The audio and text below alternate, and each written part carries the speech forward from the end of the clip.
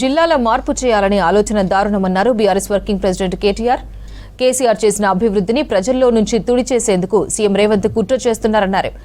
అవసరమైన వాటి మీద కాకుండా కాంగ్రెస్ అనవసరమైన వాటి మీద ఫోకస్ చేస్తోందన్నారు. ఇచ్చిన హామీలను నెరవేర్చకుండా ప్రజల్ని మోసం చేస్తున్నారని మండిపడ్డారు. నగరంలో కూడా గతంలో 24 సర్కిళ్లుంటే గ్రేటర్ హైదరాబాద్ మున్సిపల్ కార్పొరేషన్లో 30 సర్కిళ్లకు పెంచుకున్నాం. గతంలో 4 జోన్లుంటే 6 జోన్లు చేసుకున్నాం. ప్రతి జోనల్ కమిషనర్కి ప్రతి డిప్యూటీ కమిషనర్కి శాంక్షన్ లిమిట్స్ పెంచుకున్నాం. అంటే ఇవన్నీ చేసుకున్నాం, కానీ హైదరాబాద్ అస్తిత్వాన్ని మాత్రం మేము ముట్టుకోలేదు. హైదరాబాద్ అస్తిత్వాన్ని దెబ్బతీసే ప్రయత్నం చేయలేదు. ఎందుకంటే హైదరాబాద్ అనేది ఒక హైదరాబాద్ ప్రజలకు సంబంధించి కాదు, తెలంగాణ ప్రజలందరికీ గర్వకారణమైన ఒక ఐడెంటిటీ హైదరాబాద్, సికింద్రాబాద్ జంట నగరాలు అంటే మనం చిన్నప్పటి నుంచి వింటున్న మాట.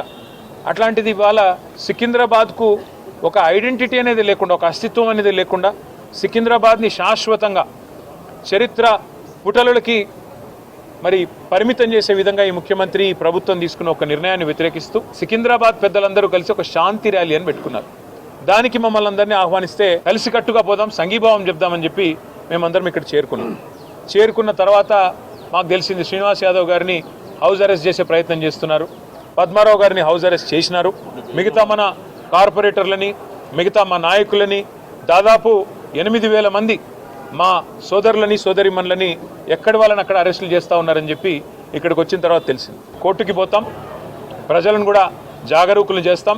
జంట నగరాల అస్తిత్వాన్ని దెబ్బతీసే ప్రయత్నం చేస్తున్న ఈ తుగ్లక్ సర్కారుకు తప్పకుండా ప్రజాక్షేత్రంలోనే బుద్ధి చెప్తాము. గతంలో 33 జిల్లాలు ఏర్పాటు చేసింది కేసీఆర్ గారి ప్రభుత్వం. 10 జిల్లాలు ఉన్న తెలంగాణని 33 జిల్లాలు చేసింది కేసీఆర్ ప్రభుత్వం. ఒకవేళ సికింద్రాబాద్ ప్రజల మనోభిష్టమే అయితే, సికింద్రాబాద్ ప్రజల మనోభిష్టం సికింద్రాబాద్ జిల్లా కావాలన్నదే ఉంటే తప్పకుండా మరొక జిల్లాగా సికింద్రాబాద్ని కూడా ఏర్పాటు చేసే దిశగా మా ప్రభుత్వం వచ్చిన తర్వాత